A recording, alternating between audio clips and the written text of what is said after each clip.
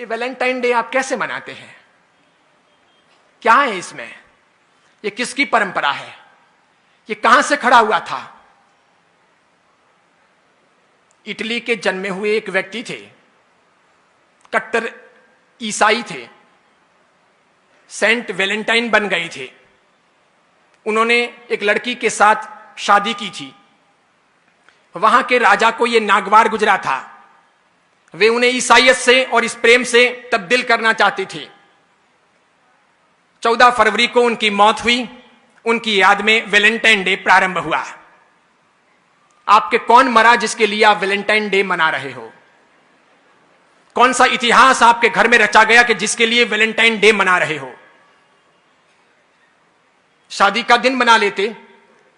और पति और पत्नी का प्रेम तो सदैव होना चाहिए, प्रतिपल होना चाहिए। वो मात्र चमड़ी का नहीं होना चाहिए, वो दिल का होना चाहिए। हम सब चमड़ी के पुजारी हैं। इसलिए आप में से बैठे हुए लोग माफ करना, साधु हूं, जिन शासन का और आचार्य हूं, फिर भी बोल रहा हूं। हम सब चमड़ी पसंद करने वाले लोग हैं। हम सब खूबसूरती सिर्फ देखते हैं।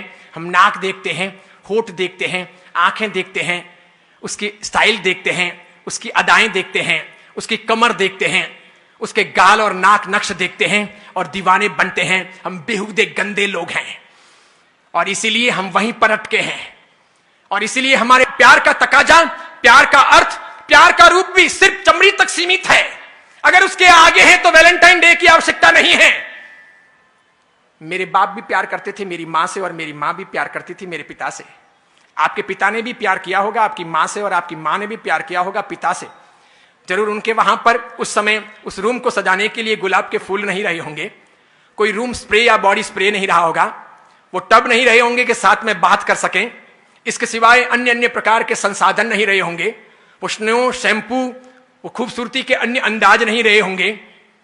तरबीज जीवन की पवित्रता रही होगी, समर्पण का भाव रहा होगा, वो अर्धांगिनी का रूप रहा होगा, वो गहरी आत्मीयता रही होगी, वो दिल रहा होगा, वो प्यार रहा होगा, वो घनिष्ठता रही होगी।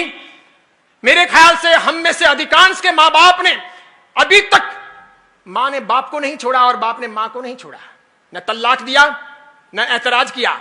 न हमारी मां अपने बाप को छोड़कर पियर गई, और न मेरे पिता ने कभी अपनी मां को घर जाने के लिए कहा। भले ही मेरे पिता जाड़े रहे होंगे या आपके किसी के पिता मोटे रहे होंगे, मां दुबली पतली रही होगी, तब भी ये जोड़ा कामयाब रहा होगा। भले पिता काले रहे होंगे, मां गोरी चिट्टी रही होगी, तब भी वो जोड़ा कामयाब रहा। भले मां लंबी रही होगी, पिता बिल्कुल ठिंगू रहे होंगे, ठिंगने रहे होंगे, तब भी वो जोड़ा कामयाब रहा। भले पिता अक्कल वाले रहे होंगे, मां अनपढ़ रही होगी, तब भी वो जोड़ा कामयाब रहा। आज तो हम इंच इंच देखते हैं, सेंटीमीटर सेंटीमीटर देखते हैं।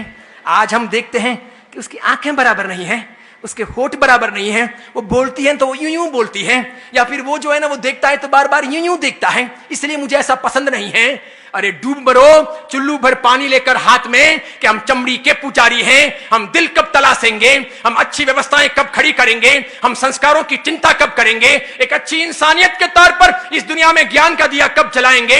अरे सब साधु तो बन नहीं सकते, ये मैं मानता हूं। सब साधवियां हो नहीं सकती, ये मैं मानता हूं। शादी करना आवश्यकता है जिंदगी की। हर कोई त्यागी बनकर के इस मार्ग पर आएगा नहीं। अधिकांश लोग गृहस्थ जीवन ही पालेंगे तो पाणी ग्रहण होगा, विवाह होगा, और विवाह के बाद कौन क्या करता है ये मुझे कुछ कहने की और पढ़ाने की आवश्यकता नहीं है। इसलिए गृहस्थ धर्म है, गृहस्थ जीवन है, गृहस्थ एक आधार है। इसे महावीर ने अलग से एक परंपरा कहा है, एक धर्म की व्यवस्थाएं दी है। लेकिन महावीर चमड़ी के आधार पर बातें करने वाले या चमड़ी को प्रमुखता देने वाले इंसान नहीं। उन्होंने उससे ऊपर हट करके न्याय, नीति, प्रामाणिकता, पवित्रता, प्रेम, भाईचारा, लगाव, मैत्री, आत्मीयता, सबकी बातें की।